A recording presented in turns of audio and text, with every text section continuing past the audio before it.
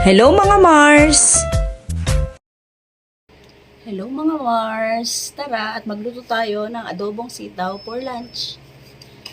Mga kakailanganin natin, syempre sitaw. Tapos chicharon yung isasawag ko. Tapos lalagyan siya natin ng oyster sauce. Tara at simulan na natin.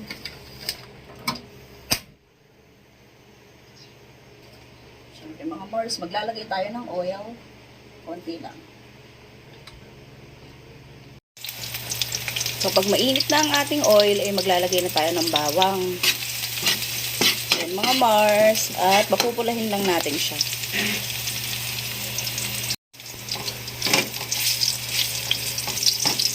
Pag mapula na ang ating bawang, ay maglalagay na tayo ng toyo.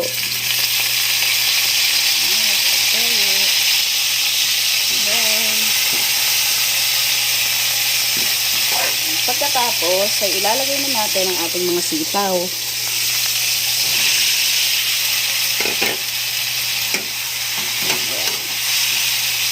Halu-haluin lang natin siya. Pagkatapos, ilalagay natin ng konting tubig para lumambot yung ating mga sitaw.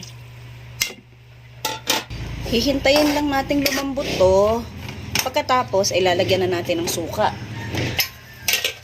Ayan mga Mars, takpan muna natin para lumambot. Check natin mga Mars kung malambot na ang ating sitaw. Tingin ko okay na to. Lagyan na natin ng suka.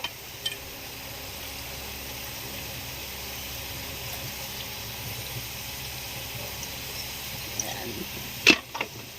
Haluin ko lang siya ng konti mga Mars. Tapos hintayin natin kumulo.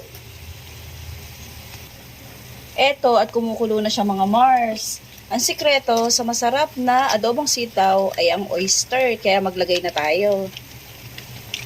Mars, lagyan lang natin ng oyster. Ayan. Para mabalanse niya mga Mars, yung alat at asim.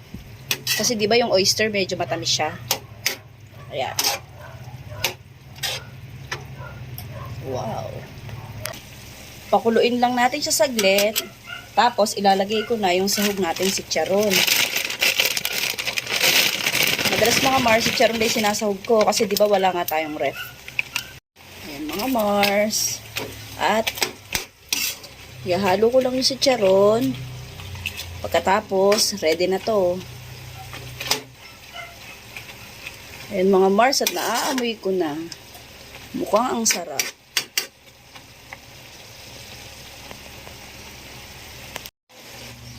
Ayan mga Mars, at mukhang ready na nga ang ating adobong sitaw.